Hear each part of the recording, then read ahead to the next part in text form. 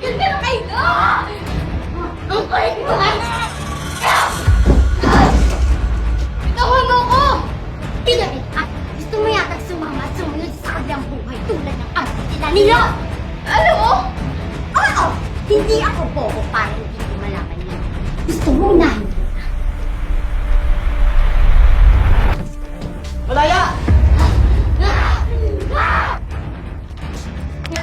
Tumigil ka na ulo!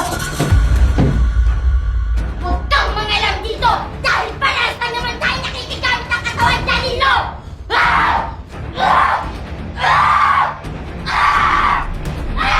Tumigil ka na, Miraflor!